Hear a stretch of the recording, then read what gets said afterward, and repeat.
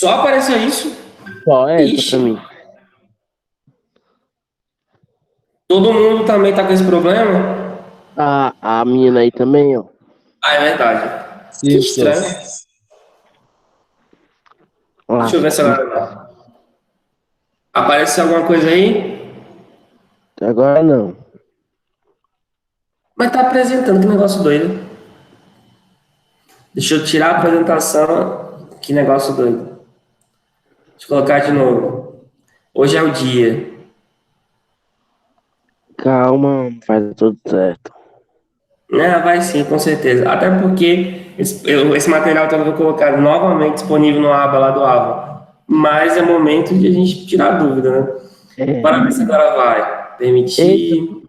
só que não Parece... vai precisar saber desses nomes difíceis aí não, né? Você não vai pedir não, né? Agora Não. apareceu. Apareceu, Ah, tá. qual slide apareceu para vocês? Sacrifícios. Pra mim apareceu Eu sacrifícios. vou passar aqui, eu vou voltar um para ver se ele está modificando, tá? Tá, Voltou, apareceu religião aí. apareceu. Tranquilo. Então, não tem como voltar tudo, mas eu vou disponibilizar de novo esse slide lá, tá? Tranquilo. Bom, sacrifício humano, a gente parou aqui, né? Nessa imagem aí que tem apontado, a gente tem a sequência, né, desse processo sacrificial. Então, esses templos astecas, né, que toda cidade tinha, era o local desses cultos, né, que necessariamente usavam isso. Inclusive, interessante, tem um traço que quando se matava a pessoa, abria-se a barriga dela com a faca de obsidiana, o sacerdote tirava o coração ainda batendo, ele olhava, meio que lia o coração e jogava na fogueira dos deuses, né? E o corpo cortavam a cabeça e jogavam a escada abaixo. Em alguns casos, esses sacerdotes tiravam a pele desse morto, ou de alguns mortos escolhidos, não sabe bem por qual critério, e eles vestiam essa pele ainda ensanguentada. Interessante que muitos desses sacerdotes ficavam com essa pele vestida durante meses, ou seja, eles é meio bizarro isso, mas eles usavam a pele de um dos mortos como roupa, né? E a cabeça era jogada e muitas vezes a própria cabeça era usada até em construções. Eles colocavam lado a lado. Tem algumas caveiras encontradas na cidade do México, enfeitadas, né? Possivelmente eram de pessoas sacrificadas, e os corpos se amontoavam ao redor dos templos, né? Tanto é que os espanhóis, quando chegaram nessa cidade e viram, eles dizem que o mau cheiro era de longe, né? Então, é um traço cultural bastante complexo, né, desse povo. Mas não somente os astecas faziam isso, os maias faziam também. Aqui na América do Sul, os incas faziam um pouco também de sacrifício humano, mas não com tanta violência, né, como os astecas. Então, geralmente eram 4 sacerdotes que faziam, que seguravam o cara, e um quinto cortava essa pessoa, né? E esse coração era entregado para esses deuses na fogueira, né? Basicamente para o deus Huitzilopochtli. E o resto do corpo era dispensado.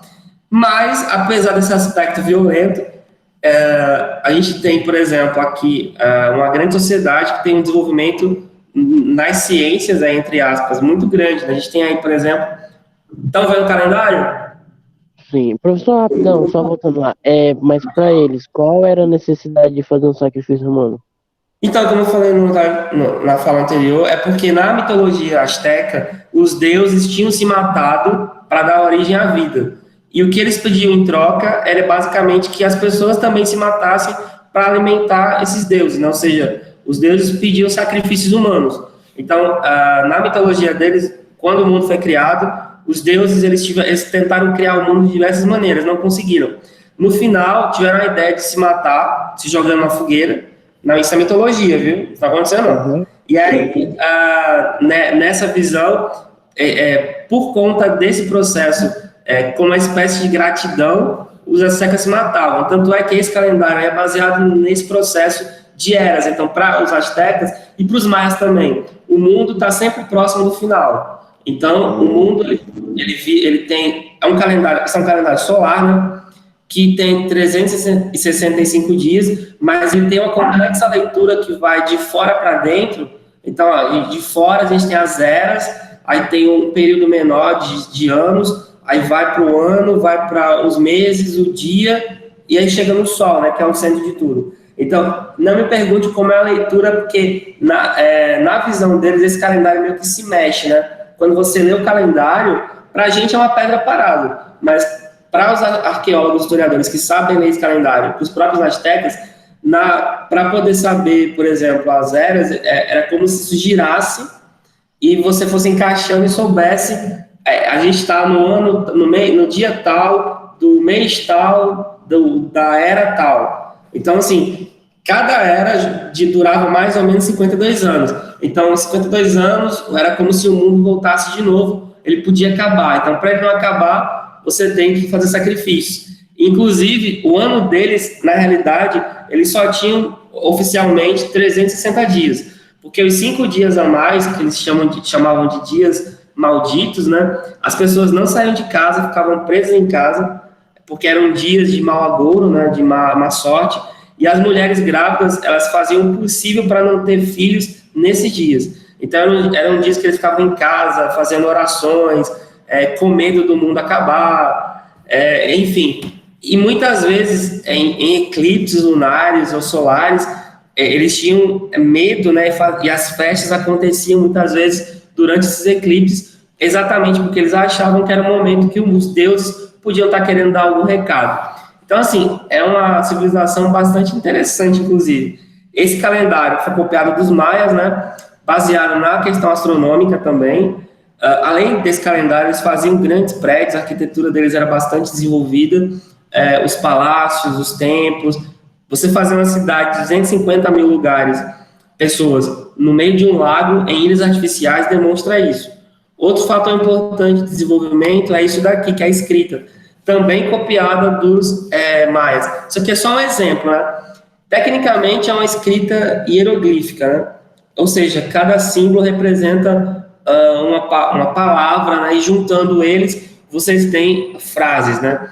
Era basicamente controlado pelos sacerdotes, que sabiam ler e escrever, mas havia algumas escolas de pessoas pobres também, as chamadas Teopuchetli, que eles estudavam também a base, mas basicamente quem tinha acesso ao conhecimento completo desse alfabeto eram os mais ricos, né? Conhecimento de medicina, né? Usavam plantas, tinham superstições, usavam azeites, óleos, resinas, pau de espinho, instrumentos de fazer cirurgias, ou seja, era uma sociedade que tinha muito conhecimento baseado na natureza, né? Como vários povos indígenas faziam. Economicamente falando, é uma economia agrícola, né? Quando eu nessa parte, eu vou fazer algumas perguntas ou deixo vocês abertos para comentários, tá? Tá quase terminando essa parte das técnicas. Então, a sociedade agrícola, onde se fazia cultivo, especialmente nas ilhas, nas chinampas, plantavam milho, pimenta, tomates, cacau, feijão.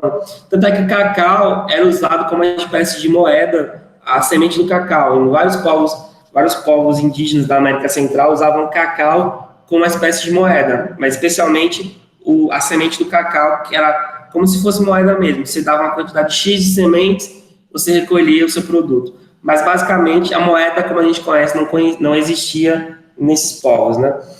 Interessante que uma parte da culinária mexicana hoje é muito baseada, né, nesses povos indígenas. Você tem lá, já viram taco, né? Sei lá, acho que deve ter visto. Tamale, que é uma espécie de panqueca que você recheia com várias coisas. Então, até hoje, a comida mexicana tem influência bastante forte desses povos. E nas cidades tinham grandes mercados, como a gente está vendo isso daqui. Na cidade de Tenochtitlan, tinha um mercado chamado Mercado de Tlatelolco, que era um mercado gigante, onde as pessoas vendiam, trocavam seus produtos, vinham de várias regiões, e era bastante diversificado. E eu falei das chinampas, né? Opa, bora passando aqui. Apareceu o slide aí? Sim ou não? Sim. Sim. Beleza. Essa pergunta é importante, porque estou confiando mais nesse Google Meet, não. Então, aqui são as chinampas. Como eles viviam numa ilha pequena, ao longo dos anos foram aumentando o território da cidade para morar e plantar, basicamente. E aí tiveram a ideia de fazer aterros no lago, que é um lago, eles moravam no lago, né? E até hoje, inclusive, existe alguma parte dessas ilhas. Apesar de que a cidade do México, hoje, que é a capital do México, meio que cobriu todo esse lago aí. Não existe praticamente esse lago mais. Só um trecho dele no sul da cidade.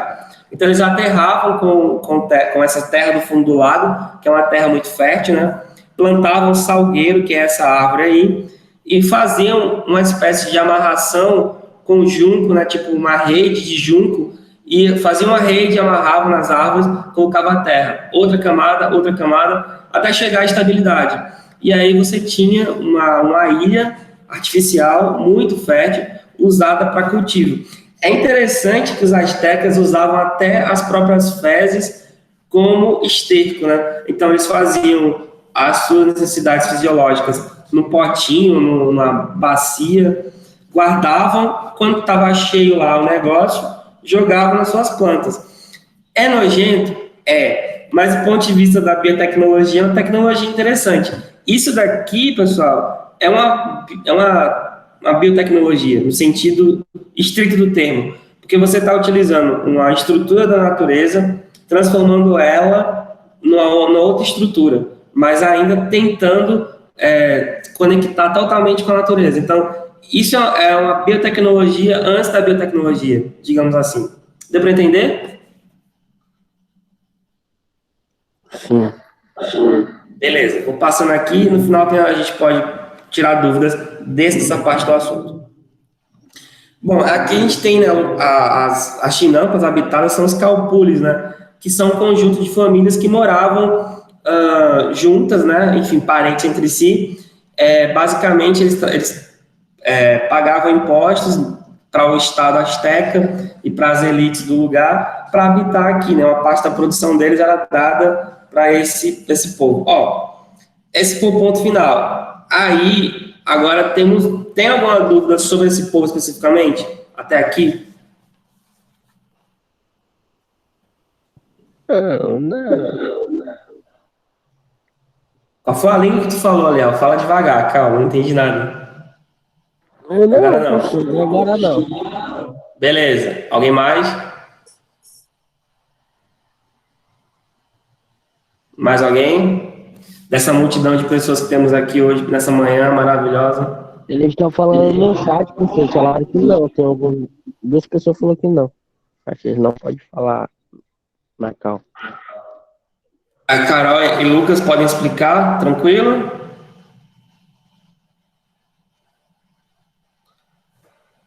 O Lucas acho que tá com dúvida. Ah, não tá não. Olha, não, já era. Pode colocar. Se alguém tem dúvida, bota aí no chat. Você já tinha explicado essa parte aí, eu consegui entender, sim. Beleza. Entendeu. Vamos seguir porque a vida é igual um ônibus, né? Ela sempre passa. E você não consegue pegar às vezes. Botou o slide aí, pessoal. Civilizações indígenas incas. Mudou aí? Camadas sociais.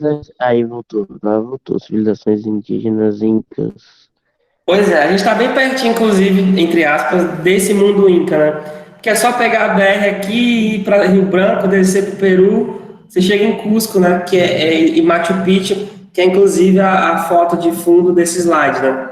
Machu Picchu, que é uma cidade religiosa, né, do antigo Império Inca, e basicamente é a porta de entrada dos Andes, né? O Império Inca ele se desenvolve, né, a partir dessa relação entre Andes e Amazônia, que é uma parte, e o litoral também do Peru. Então, é um império que está presente em 3 áreas geográficas muito diferentes entre si. Inclusive, algumas estradas incas chegavam ao território do Acre e Rondônia e outras desciam lá por São Paulo, até chegar em contato com os povos aqui, mas ainda é um processo de... os arqueólogos estão pesquisando isso ainda. Então, foi um império muito grande na América do Sul, né? Como a gente vê aqui nesse mapa, o que está em verde é basicamente o Império Inca, que está destacando as 3 principais cidades. Quito, que é uma espécie de capital ao norte, Machu Picchu, que é uma cidade sagrada, e Cusco, que era a capital geral do Império, que eles chamavam de Tuansuyo, né? Traduzindo do Inca para o português, o Império dos 4 cantos, né? 4 cantos que são o norte, o sul, leste e oeste. Então, é um império que começou a se desenvolver a partir lá do século XV, né? Mais de 100 anos antes da chegada dos europeus. Ele começou a basicamente copiar o modo de vida de outros povos que existiam aqui na América do Sul, como o Império Tuante-Suyo, os Huari, e outros povos que viviam aqui, e vai criar uma grande civilização também. Essas imagens aqui é de Sacsayhuaman, que é uma região junto de Cusco, que tem os templos, né, dos povos incas daquele momento, mas lembrando que isso está presente em todo o território. É só um exemplo, né? Olha as lhamas e as alpacas ali embaixo.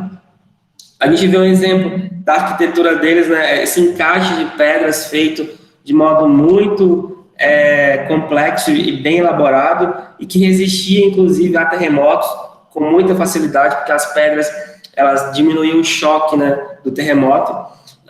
Isso é uma região que fica bem próxima do centro de Cusco, né? Essa imagem aqui é uma festa anual que acontece em Cusco, que é chamada Inti Raymi, que os cusquenhos, né, as pessoas de Cusco, é claro que é uma festa teatral, né? Elas meio que é como se todo ano elas... Chegou mais lá, deixa eu abrir a porta aqui. Permitir, pronto. Bom dia, bem-vindo, bem-vinda. Vamos voltar aqui. Estão vendo aí a imagem do Inti Raymi? Sim, porque às vezes o negócio sai, né? Voltou a apresentar? É melhor vocês falarem, porque eu não estou conseguindo ver o bate-papo, porque está aberto o slide para mim.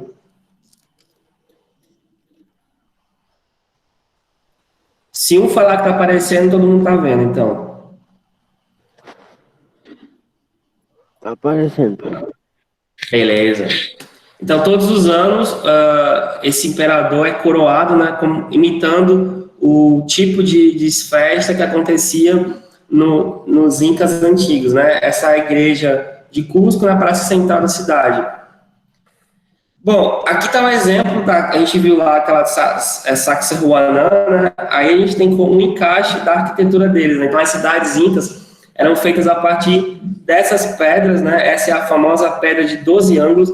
Ela tem exatamente 12 ângulos, alguns maiores, outros menores, que mostram uma habilidade muito grande na construção.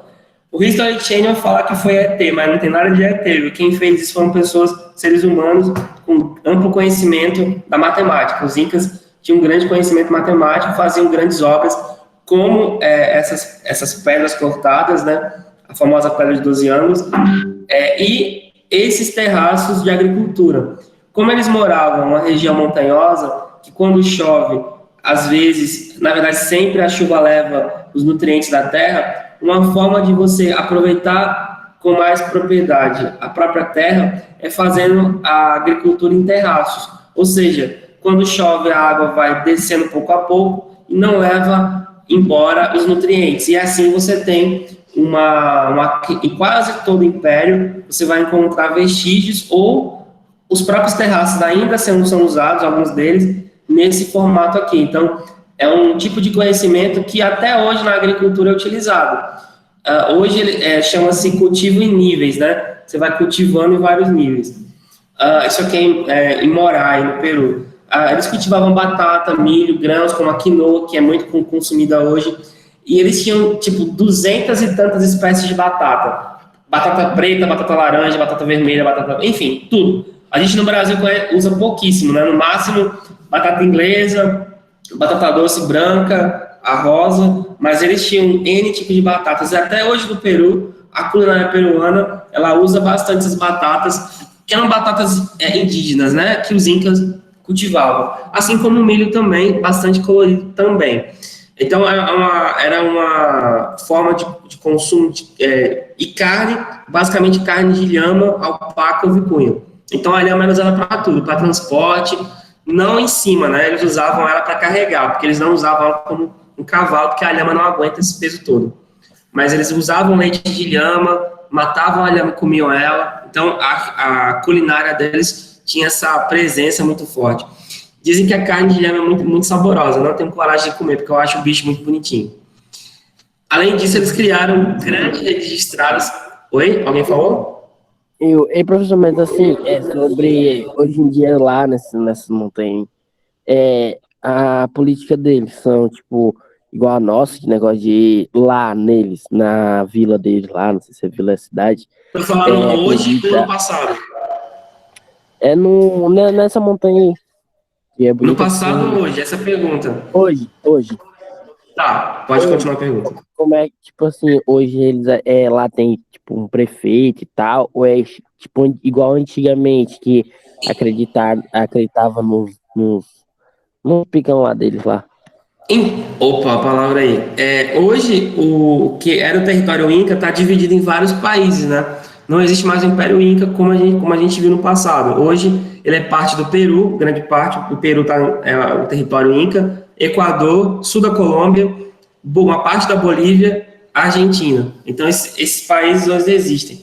O que existe hoje da cultura Inca? Poucas aldeias, algumas regiões ainda permanecem com hábitos parecidos, especialmente na culinária e no tipo de cultivo. Inclusive, esses terraços aí, alguns deles até hoje são usados para cultivo.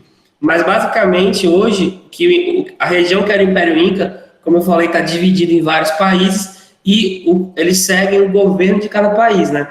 Tem uma grande, por exemplo, no Peru e no Equador e na Bolívia, existe ainda muito da cultura originária do Império Inca, especialmente as línguas também. O Quechua e o Aymara, que são línguas indígenas, são muito faladas. E são línguas que são parentes entre si e eram línguas próximas do que os incas falavam. Mas hoje, o que resta deles, basicamente, elementos arqueológicos, né?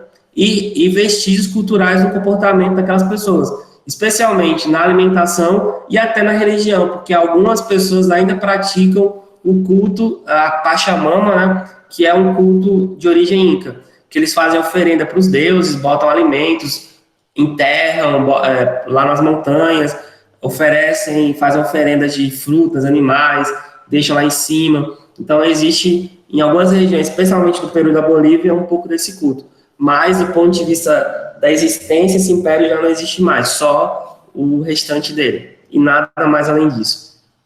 Bom, a gente entendeu? Tranquilo? Sim. Aqui a gente tem um exemplo dos tecidos, né? Essa imagem da direita mostra uma tecelã. Então, os incas faziam tecidos muito bonitos e usavam também as técnicas de tecelagem para fazer o que a gente está vendo aí na esquerda, que é o quipu, que é uma espécie de calculadora. Eles não, interessante, diferente dos astecas e outros povos do México lá, os incas não tinham escrita.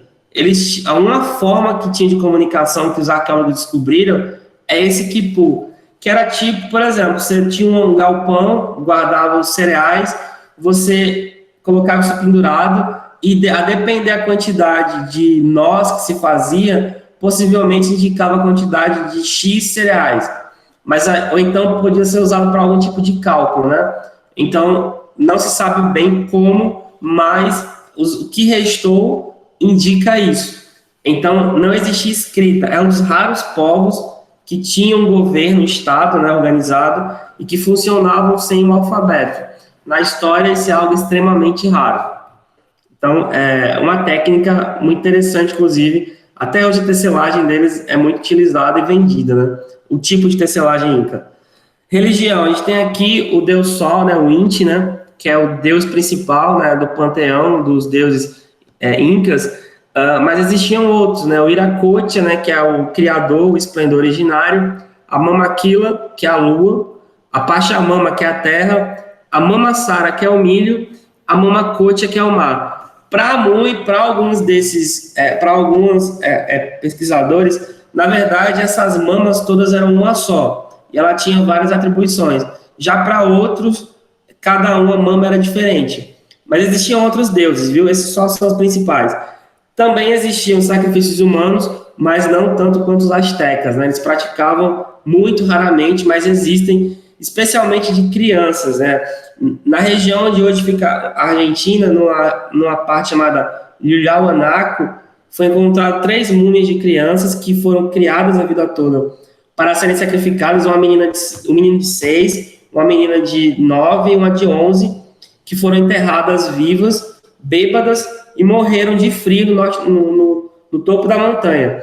E como é uma região muito fria, o corpo delas ficou preservado. Inclusive lá no Ava, na aula sobre os povos indígenas, eu deixei uma matéria sobre isso, um link, né?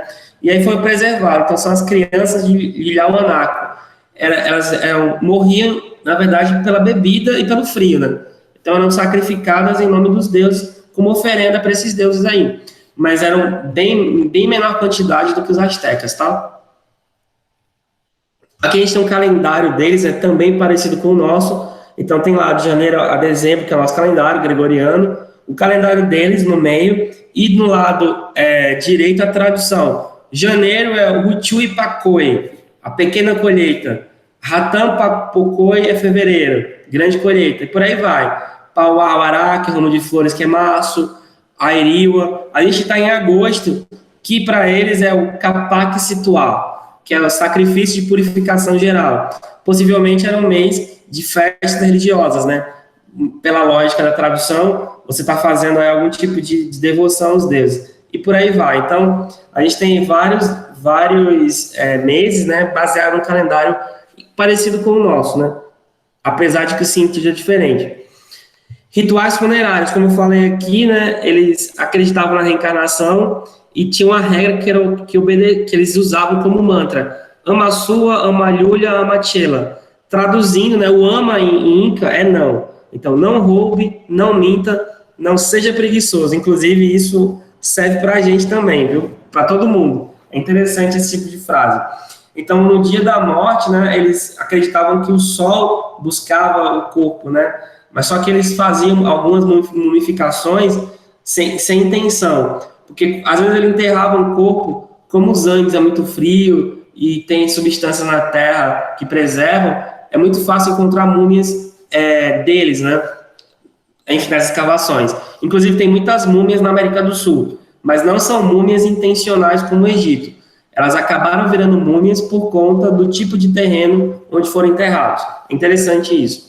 E aí eu falo aqui das múmias de Lhulhauanaco, né, basicamente, que são essas daqui, ó, que eu tinha falado. Então, essas múmias aqui são múmias não intencionais, porque eles sacrificavam, enterravam as pessoas e não esperavam que o corpo ficasse inteiro. Mas, como os Andes são frios, a terra leva esse tipo de procedimento. A gente tem... Vocês estão vendo a imagem?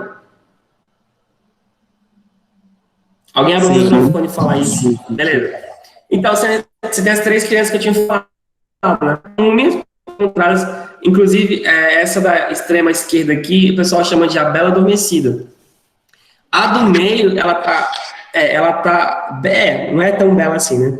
Ela tá queimada porque, possivelmente, no dia que o menino morreu, é uma menina, né? Ele levou foi vítima de um raio, porque foi enterrado numa montanha com mais de 6.000 metros de altura, lá no topo. Então, é muito comum um raio, né? Então, o cara morreu bêbado, basicamente, de frio, e ainda em cima levou um raio na cabeça. Por isso que ficou dessa cor. Como é que você sabe disso? Porque os arqueólogos encontraram, fizeram pesquisas, porque dá para detectar o que aconteceu através da pesquisa, né? E, obviamente, a múmia está queimada. Então, veja que as crianças estão como se estivessem dormindo, enterradas, né? A pele está até numa cor não muito diferente da nossa, as roupas estão impecáveis ainda, e hoje essas múmias, elas ficam dentro com uma espécie de local refrigerado, porque elas não podem receber calor, porque se receber calor, elas vão se deteriorar. Então, elas são guardadas, ficam no museu, guardadas, somente uma é exposta por vez, dentro de uma câmara fechada, congelada, para não dar problema no corpo, e até hoje se fazem pesquisas arqueológicas com a roupa delas. Essas múmias basicamente têm mais de 500 anos. Então, é um tesouro arqueológico de origem inca, né? E iguais a elas tiveram outras, viu? E não Então, até aqui teve... Não entendi, repete. Aonde que fica o museu de exposição delas? Na Argentina, na própria cidade de Ilhauanaco. Hoje é um museu arqueológico, né, que recolheu esses vestígios todos, e aí elas ficam em câmaras frigoríficas, basicamente, é essa a palavra correta. Não é com aquela, não é uma câmara que gela o corpo, assim como o gelo. Ela é como se fosse uma Sim. temperatura de 2 graus negativos. Não pode ser muito quente, não pode ser muito frio, porque o frio demais também estraga. Então elas ficam lá para preservar. Então, quando o museu ele só libera uma por vez. Então, por exemplo, colocou a Bela Adormecida, que é a maior, no momento, ela fica lá, numa sala especial, numa luz especial, os visitantes podem vê-la e depois ela é trocada por outra. Nunca fica as três juntas, sempre uma por vez. As bebês Inclusive, morrem de quê?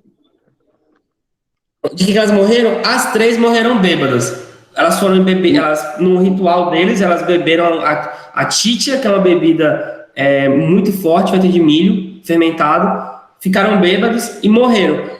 De que elas podem ter morrido? Hipotermia. Elas estavam bêbadas, foram colocadas dentro de uma caverna, né, foram enterradas, ficaram lá, não cobertas com terra, mas fecharam. Morreram de hipotermia e bêbadas. E aí, no mesmo momento, possivelmente, ou alguns dias depois, o raio atingiu a outra múmia. E com o tempo, elas foram cobertas pela própria ação da montanha, né? E foram só achadas em 1995, depois de quase 4 séculos que foram enterradas, mais de 4 séculos depois de enterradas.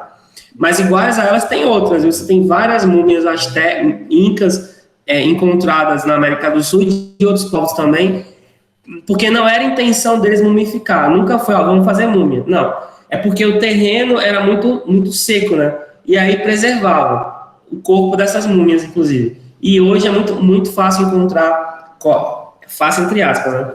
Encontrar corpos desse jeito aí na América do Sul. São múmias pouco conhecidas, inclusive, se comparadas aos do Egito. Beleza? Aham, entendi. Alguém tem alguma dúvida sobre astecas, incas? Tô não, professor.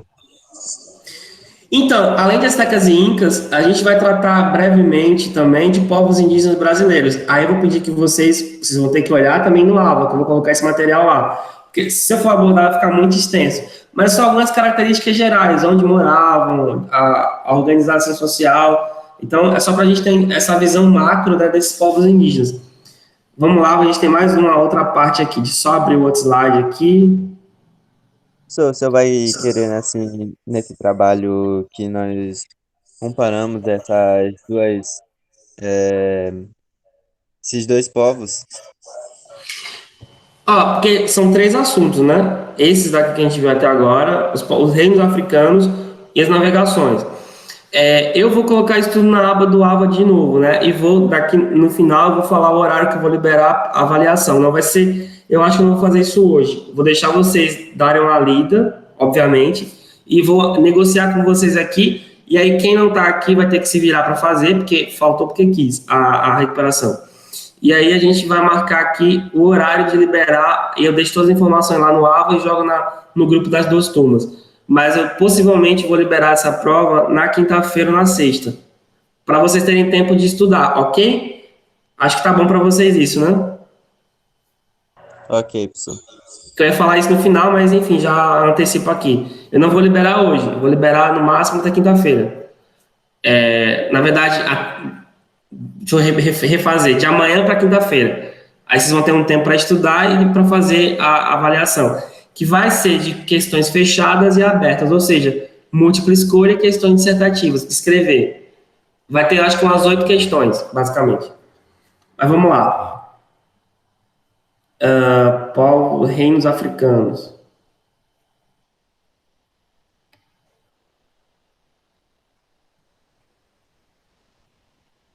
Deixa eu encontrar o outro slide aqui.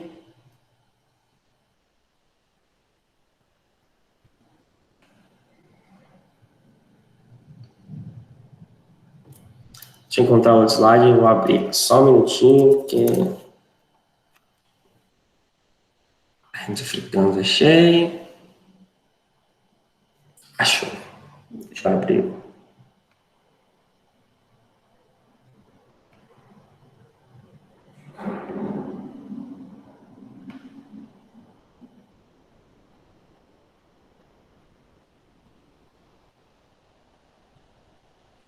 Ai, como eu odeio esse negócio, sinceramente.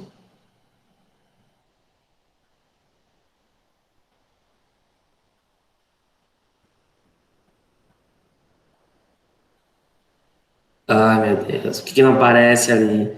Esse Google Meet é muito chato, pelo amor de Deus.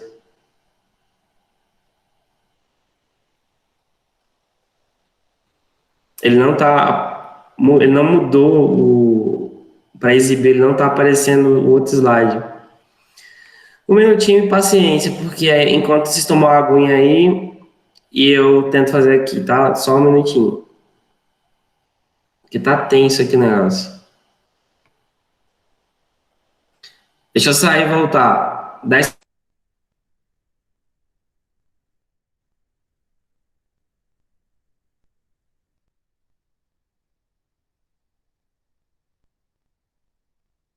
Voltei.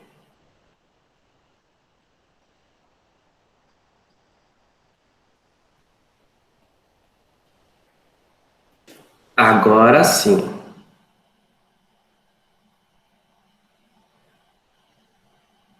Só que não apareceu ainda. O inferno na Terra.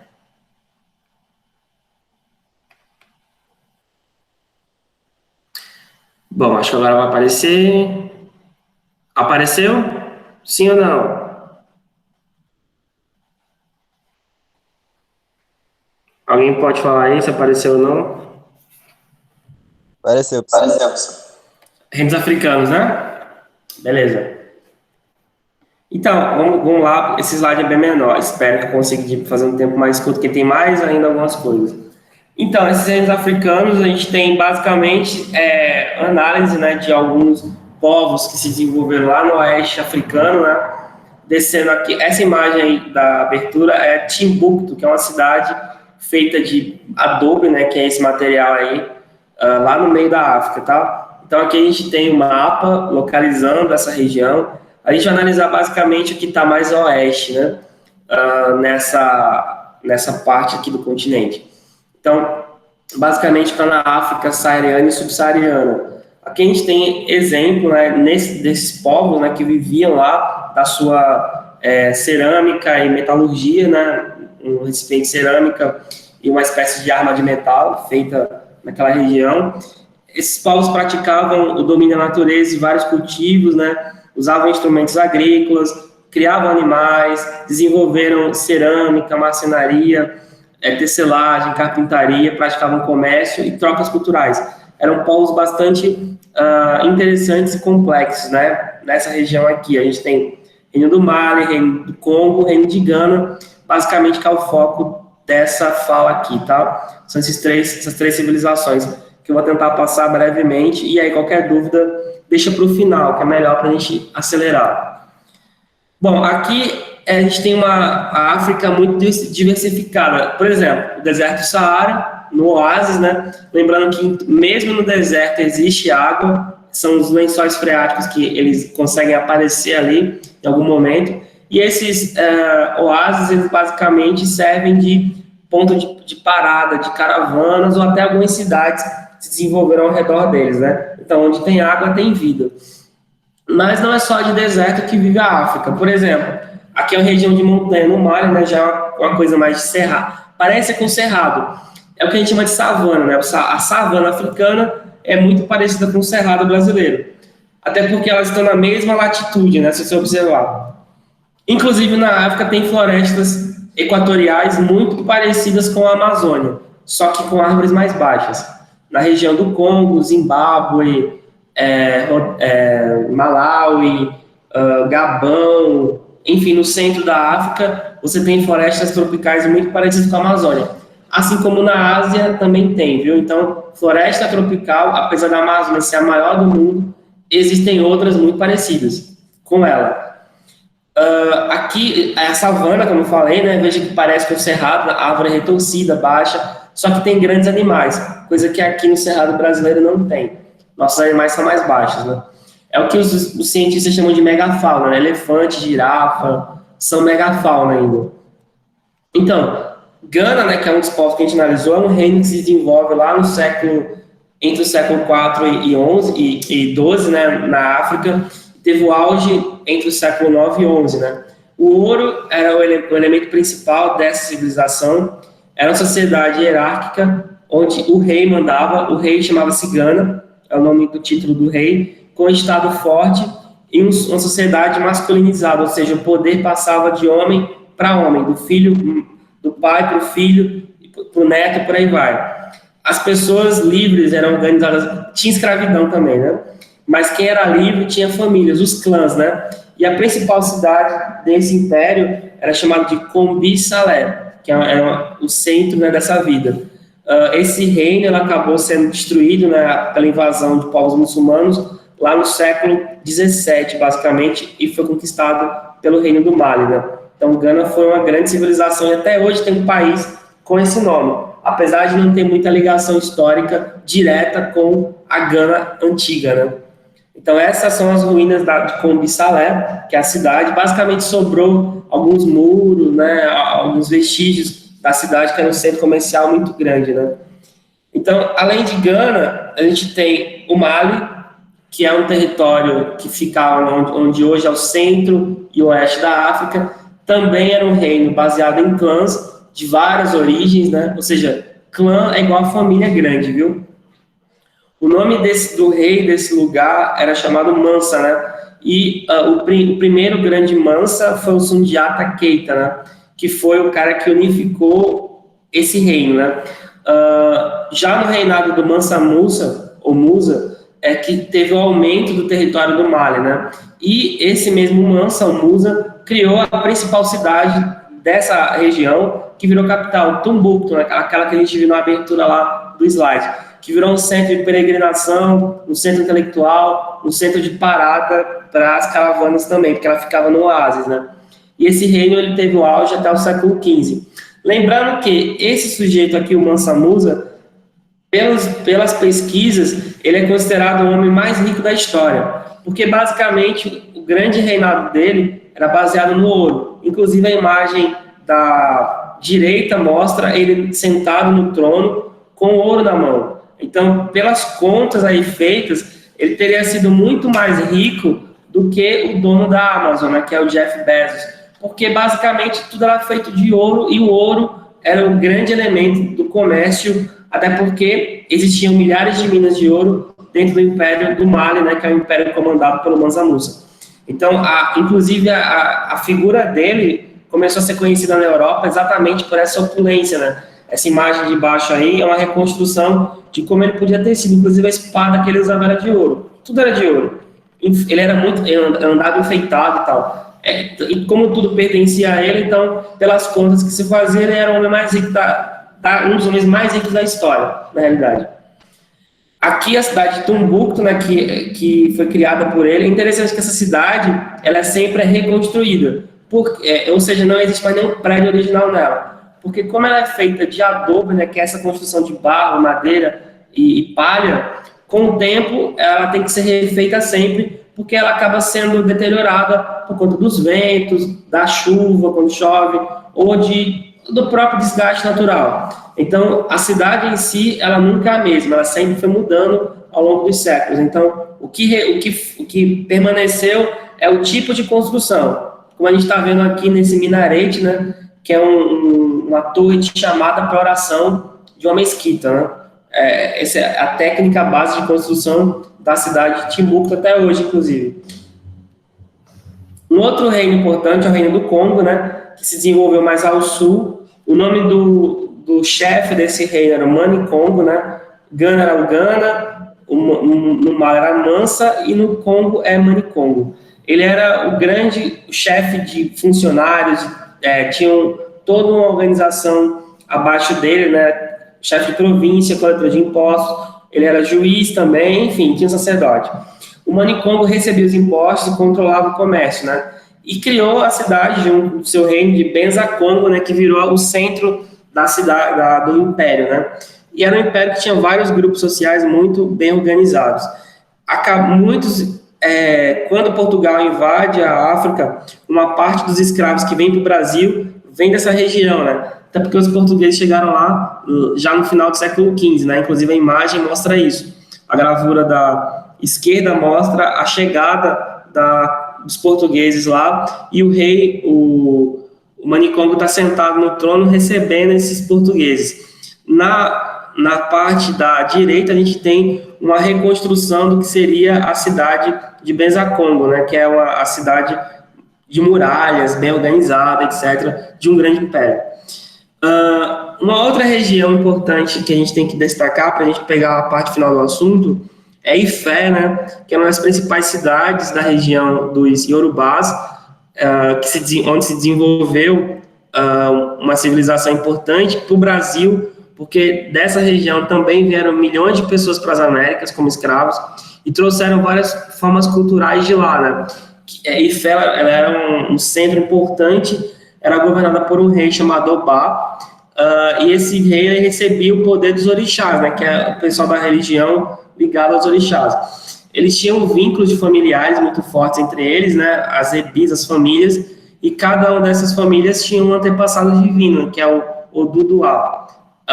E ela tinha uma grande produção de metalurgia, de ferro, né? Essa cabeça que a gente está vendo é uma cabeça de ferro, que é um símbolo importante desse povo, né? Eles faziam trabalhos muito, muito bonitos de metalurgia.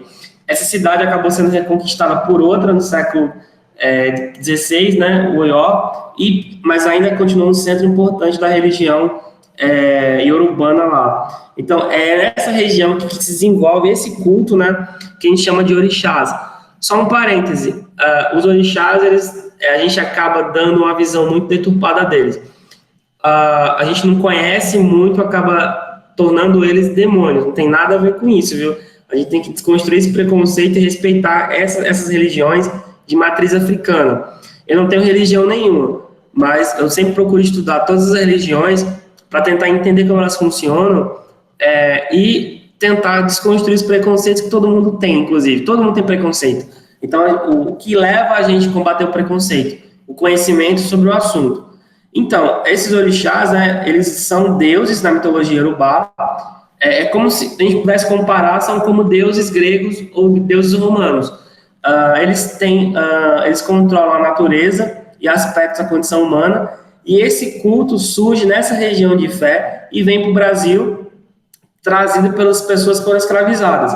Então, até hoje na África, naquela região lá, onde hoje é a Nigéria, etc., Camarões, esse culto aqui acontece. É muito parecido ainda com o que acontece no Brasil, na Bahia, Rio de Janeiro, outras regiões do Brasil, onde tem a presença forte das religiões de matriz africana. Então, esses deuses, né, os orixás, eles vêm para cá trazidos por esses escravos nos navios negreiros, né? Então, quem são esses deuses? Esse aí é o Xangô, né, que é o deus dos relâmpagos. Basicamente, é uma figura que usa o machado nas mãos. Eu só vou citar alguns aqui, tá? O Exu, que não tem nada... a gente tem uma visão do Exu que é um demônio, não tem nada a ver. Lembrando que eu conversei uma vez com a mãe de santo, que foi com a companheira de graduação. Ela fala que os deuses, os orixás, eles são como os deuses gregos. Eles fazem coisas boas e coisas ruins. Só que acabou que no Brasil eles só são observados como elementos ruins. Por quê? Porque eles são ligados à população escravizada, aos negros, a uma religião que não é a religião cristã, né? Então, tudo que era diferente disso era taxado como errado. Só que essa religião aqui, no caso do Candomblé, ela tem uma outra perspectiva de mundo, de visão. Então, o Exu não tem nada a ver com essa visão que as pessoas acham, na visão dela, né, que é uma coisa ruim. Ele é basicamente o orixá mensageiro entre os deuses e os homens. Yansan, que é uma deusa guerreira... Oi, pode falar. Rapidinho, desculpa por interromper, mas é só para avisar mesmo que a Carol, ela saiu faz um tempinho, mas é porque ela tá trabalhando no momento. Aí não tem como ela ficar aqui na aula. Mas eu vou disponibilizar essa aula lá no ambiente virtual, ela pode ver depois o restante. Ok, professor, eu irei avisar ela. Obrigado pela sua atenção. Só para a gente terminar aqui essa parte, então a gente tem essas deusas aqui, que é a Yansan, por exemplo, que é uma deusa guerreira, divindade dos ventos e tempestades. A Iemanjá, que é uma deusa da fertilidade das águas, né? O Oxumaré, que é um deus que ele é metade homem, metade mulher ao longo do ano, e ele é o arco-íris, basicamente. A Obá, que é uma deusa do bar, das enchentes e dos alimentos. O Oxum, que é uma deusa da beleza, enfim, da mulher. O Ossain, que é a deusa das matas e das ervas. o Ogum, que é um deus do ferro e do fogo, Oxóssi, o caçador. Inclusive, no Brasil tem vários monumentos em homenagem aos orixás. Em Salvador, na Bahia, né, perto do estádio da Fonte Nova, fica no chamado Dique do Tororó, que é esse lago aí. Então, esses são os orixás da água, né? Basicamente estão presentes como como esculturas. Então, é um tipo de visão de mundo que vem da África e que a gente tem que desconstruir esse preconceito. É diferente? É, mas não é ruim, é diferente. Então, a gente tem que tentar ver as pessoas por um outro lado. Então, o Brasil vive hoje um grande problema de preconceito religioso, especialmente contra essas religiões aí. Inclusive, tem terreiros, né, que são os lugares de culto desses deuses, que são invadidos, apedrejados, destruídos, são danificados, as pessoas na rua sofrem preconceito. Então, tem muita gente dessas religiões que tem medo de sair na rua vestida com a roupa do culto deles, porque podem ser achincalhados, xingados, porque no Brasil existe um preconceito muito grande, sempre se associa essas religiões ao demônio, e não tem nada a ver com isso. Aí você vai dizer, mas professor, tem gente sim dessas religiões que fazem isso. Não, não tem. Existe no Brasil, desde o período colonial, uma mistura de elementos europeus e africanos de feitiçaria. Então, existem alguns comportamentos que misturam, por exemplo, já ouviu falar no São Ciprião, que vem de Portugal, que é a feitiçaria europeia, que se juntou à feitiçaria africana e indígena e se criou algum tipo de prática que mistura uma série de coisas, elementos da feitiçaria europeia, da feitiçaria indígena, da feitiçaria africana, que existe nos 3 continentes. E se cria essa questão, mas se dá ênfase apenas à questão africana e se liga à religião afro-brasileira, que não tem nada a ver. Então, são coisas distintas. Ninguém liga o catolicismo à feitiçaria, por exemplo, mas uma parte da feitiçaria que se faz no Brasil, que se pensa ser feitiçaria, tem origem católica na Europa. O livro preto de São Ciprião é um livro católico que era usado no período colonial para fazer feitiçaria e que, infelizmente, ao longo do tempo, foi sempre conectado com a população negra, que não tem nada a ver. Então, separar as coisas, respeitar as pessoas, separar o que é para separar e respeitar o que é para respeitar. E não misturar as coisas. Então, esses deuses aí são deuses, têm que ser respeitados, e o culto a desses povos tem que ser respeitado também, tá? Só um adendo, usando essa base para incentivar o respeito religioso. Bom, em relação a esses reinos africanos, essa mitologia aqui, tem dúvidas? Pode colocar aí.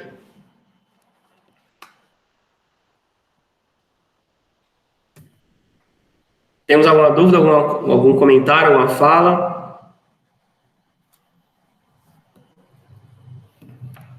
Olá, pessoas, boa tarde, bom dia, estão presentes?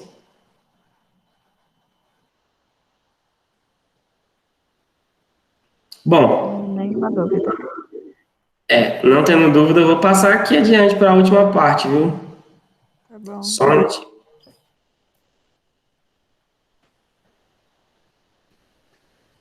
Navegações europeias. E aí a gente encerra e marca nossa conversa de recuperação.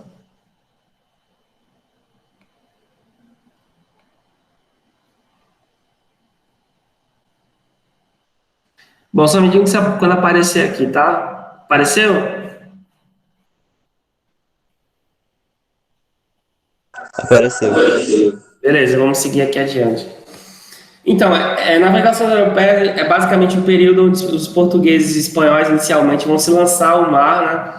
E aí vão entrar em contato com esses povos que a gente acabou de falar aqui, com os reinos africanos e com os povos indígenas das Américas. Então, é a partir desse encontro forçado que se começa a desenhar uma nova África e uma nova América e uma nova Europa, porque os 3 continentes mudam absurdamente a partir dessas relações comerciais, culturais e políticas que surgem a partir desse contexto aqui, que é influenciado por esses elementos aqui ao lado, né? A busca dos europeus por um caminho para as Índias, para encontrar e comprar especiarias, que é basicamente tempero, ou como o chefe Jacquin fala, tomperro, né? Então, a gente tem aqui, por exemplo, baunilha, lentilha, páprica, pimenta, coentro, por aí vai, pimenta do reino, pimenta branca. Então, a gente tem aí os temperos, né, que tinham alto valor de mercado. Hoje, tu vai lá no Dumali ou no Gonçalves, ou aqui no mercado, no centro, você compra um cominho, um pacotinho, sei lá, eu compro no Gonçalves um pacotinho de 10 gramas por R$2.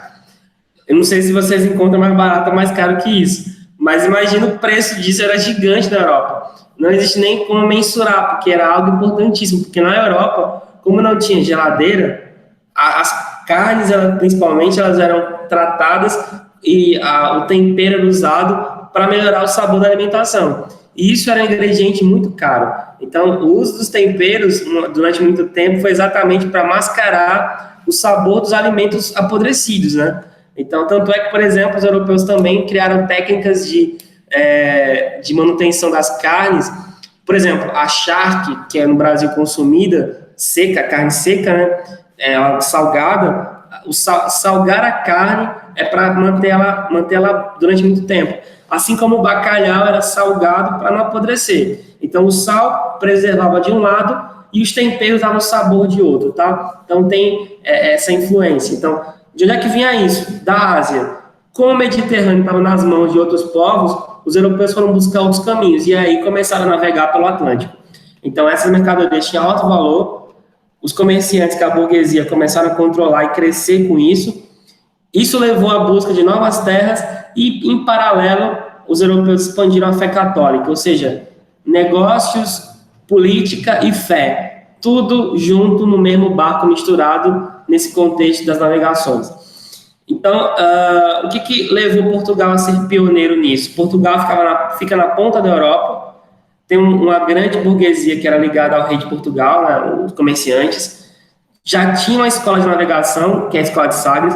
Os portugueses aprenderam muito com os árabes a navegar, já conheciam técnicas, né, e instrumentos como a bússola, o astrolábio, os mapas, e criaram a caravela, que é esse barquinho que a gente viu aqui na abertura, que é onde eles navegavam. A caravela ela tem vários tamanhos, né, e pode ter vários nomes: nau, naveta, galeão, depende do tamanho. O galeão é o maior, né? A naveta é a menor. Então, são barcos de vários tamanhos, mas basicamente são caravelas. Só que Portugal e a Espanha não foram o primeiro povo do mundo a fazer navegações. A China já tinha feito isso muito antes dos europeus. Lá no século XII, XIII, os chineses conquistaram várias regiões da Ásia, chegando de barco, negociando com a Índia, com a China, né?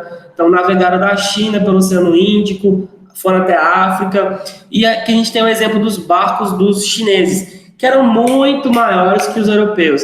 Inclusive, as técnicas que os chineses criaram, os europeus basicamente copiaram. Então, copiaram como? Porque os árabes levaram isso para a Europa. Então, para explicar essa navegação portuguesa e espanhola, tem que olhar esse passado aqui, porque eles copiaram os chineses, basicamente isso. Não tem como fugir disso. Esse é um exemplo de barco chinês, né? Antigo, né? Que era usado para navegação. Esse é o astrolábio, que foi um instrumento criado pelos chineses que os portugueses e os espanhóis copiaram, que é basicamente um instrumento para observar a posição das estrelas e, a partir delas, navegar, baseado na perspectiva do horizonte, como a imagem de baixo está mostrando. O outro instrumento, a bússola, que foi criada pelos chineses, como aparece em cima. Embaixo, os europeus copiaram e fizeram essa outra bússola aí um pouco mais diferente, mas é uma criação chinesa também. Aqui a gente tem o mapa da navegação dos chineses, ó. Lá do extremo direito, né, o Império Chinês Ming foi descendo, o que hoje é a Indonésia, a Malásia, subiu ali pelo Império Mogol, né, que é o que hoje é a Índia, foi indo mais para a esquerda, chegou na Arábia, desceu pela África. Então, durante o começo do século XV, os chineses navegaram todo o Oceano Índico com a parte do Pacífico, um século antes dos europeus. Então, o europeu não criou nada de novo, apenas copiou o que já existia na realidade. Voltando para a Europa, esse é o mapa do mundo que os europeus conheciam, né? Eles não tinham acesso ao resto da África, ou América, né, Oceania. Então, esse era o mundo antigo conhecido nos mapas, né? Que é basicamente diferente do que seria hoje essa região aqui, tá? Então, esse é o mapa atual. Eles só conheciam essa parte aqui. Então, o resto do mundo, basicamente, para eles é desconhecido. Então, nesse processo das navegações, a gente tem aqui alguns desses navegadores que desceram lá de Portugal e foram fazendo todo o chamado périplo, né? Descer e navegar com a finalidade de chegar na Índia. Só que no meio do caminho eles passaram a encontrar outras riquezas também, né? Os minérios africanos, os escravos da África e as pedras preciosas, de modo geral, enfim. Então, essa busca pelos temperos levou a encontrar outras coisas que inicialmente eles não tinham planejado. Basicamente, os minérios da África, a escravidão, que também se tornou muito importante, e as especiarias acabaram ficando em segundo plano, né, ao longo das décadas. Então, o que os europeus tinham medo de navegar? Eles achavam que a Terra era quadrada, inclusive tem imbecil que hoje acha que a Terra é plana também, porque eles achavam que a Terra não era redonda, era em formato de pizza, né? A Terra seria plana. Então, para eles, quando você navegasse, chegasse na ponta da Terra, você caía. Então, além disso, na cabeça deles existiam dezenas e milhares de monstros marinhos que atacariam os barcos. Só que esses medos foram, aos poucos, sendo desconstruídos a partir das viagens, né? Então, aqui a gente tem outro exemplo, né, dessas criaturas fantásticas que eles achavam que iam encontrar nos oceanos, que na realidade não encontraram nenhuma delas, né? Mas o que de fato eles encontraram como perigo? Ventos desfavoráveis, os encalhes, doenças desconhecidas, povos e lugares estranhos do que eles e fome e sede. Então, os mares eram bravios, muitos barcos afundavam, acabava a comida, ou então se perdiam pelo caminho, às vezes, porque eles saíam em conjunto, e muitas vezes as correntes separavam as embarcações. Então, a gente tem aí, as ameaças de verdade eram essas, e não a terra plana ou os monstros que tinham no mar, né? Então, veja como seria a Terra na perspectiva deles, né? A Terra, segundo a Bíblia, seria essa Terra achatada. Quem sabe que não é assim? A ciência descobriu que a Terra é redonda, basicamente, e que não tem nada de cair quando se navega. Aqui, né, uma caravela portuguesa, lá em cima o astrolábio e a bússola que a gente já viu. Então, essa é a base, né, da navegação portuguesa, espanhola também. E aqui a gente tem o mapa das conquistas, né? De 1415 até 1542, todos os lugares que esses europeus foram chegando pouco a pouco e foram ampliando esse mapa, né, do mundo, né?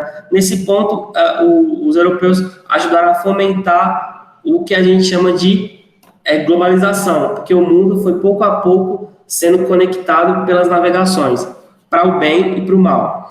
E nesse processo, os portugueses e espanhóis passaram a dividir as terras, né? Então, a gente tem aqui esse Tratado de Tordesilhas, que divide de um lado as terras portuguesas e de outro as terras espanholas.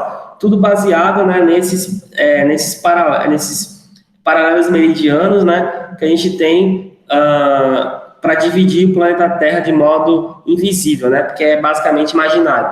Então, o que estava, por exemplo, em laranja ou amarelo seria terras da Espanha, e o que estava em roxo, as terras do Império Português. Só que Portugal foi pouco a pouco roubando uma parte desse território espanhol, e o Brasil nasce exatamente disso, dessa ocupação cada vez mais para dentro, né, das terras que eram espanholas e que aos poucos foram virando portuguesas ao longo dos séculos.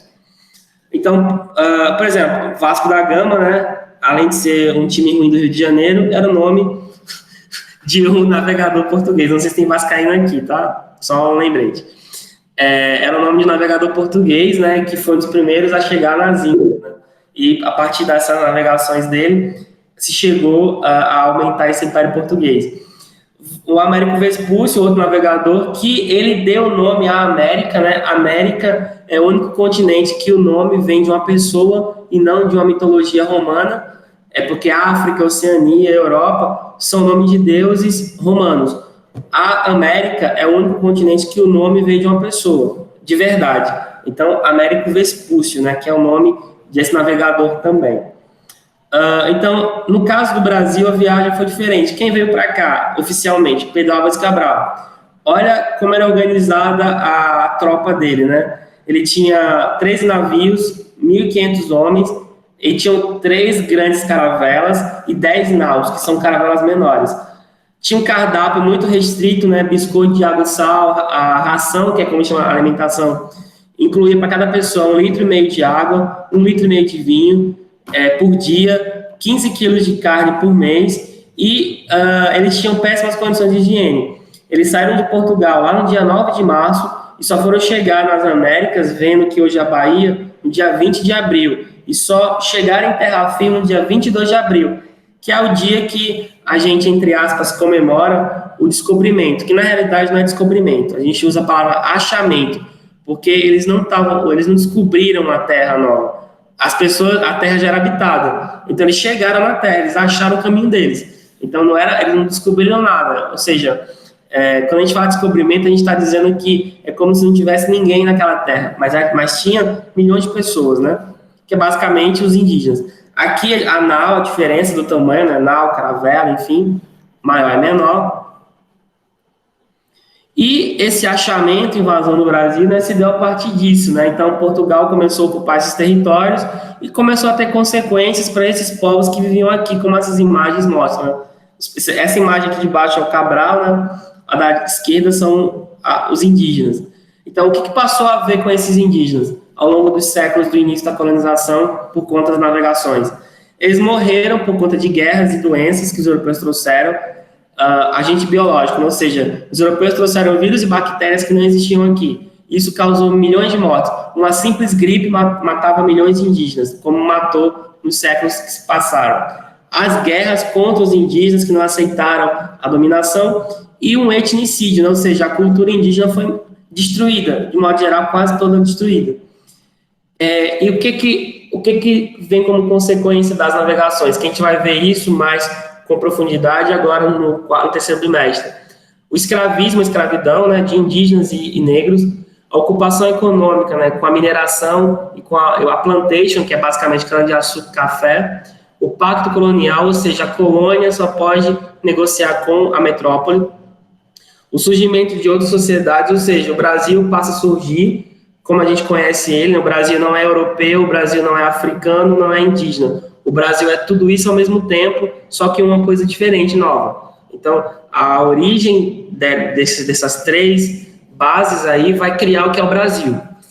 Passa a ter a globalização, né? O mundo se conecta e trocas biológicas, né? Seja para o bem e para o mal. No caso do mal, vírus e bactérias que circulam pelo mundo. Inclusive, a gente está vendo um caso desse vírus circulando, né? Pelos meios de transporte. O coronavírus é um exemplo de um vírus global. Mas também trocas boas, né? Plantas de uma região para outra. Por exemplo, a cana-de-açúcar é indiana, veio para o Brasil por conta dos portugueses. O café é africano, veio para o Brasil por conta dos portugueses. E fora outras plantas de ornamento, de consumo, que vieram para cá com as navegações. A jaca, a manga, o coqueiro, que ele não é americano, ele é da Ásia, ele foi trazido para cá pelos europeus. Então, imagine que em 1500, quando os europeus acharam a América do Sul, não tinha um coqueiro sequer no litoral, que hoje, você vai na Bahia, na região que eles chegaram, só tem coco, mas não existia coqueiro. E fora outras plantas que a gente conhece hoje tão naturalmente, mas que tem origem asiática ou africana. Por exemplo, a mandioca é uma planta das Américas que foi levada para a África e para a Europa pelos portugueses. Assim como a batata também, o milho, que é americano, foi levado para a Europa também, outras regiões do mundo, nessas trocas biológicas. Isso é globalização. Dúvidas, observações, choros, recados do coração, por aí vai. Algum comentário? Tem não, professor. Mais alguém? Ficou tranquilo para entender esse resumão, bem resumão aqui? Deu para entender os 3 elementos?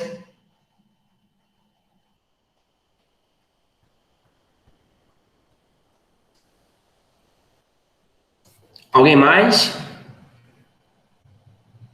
Só flamenguista, não tinha nem visto. Só flamenguista mesmo, foi ótimo.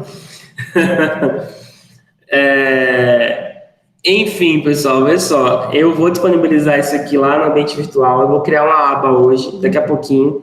Vou colocar esta aula aqui, esse resumão. mas também vou colocar o material que estava lá nas outras aulas também, né, os slides, para vocês estarem observando, os links de vídeos, e vou colocar a prova online hoje à noite, né, a partir das 10 horas.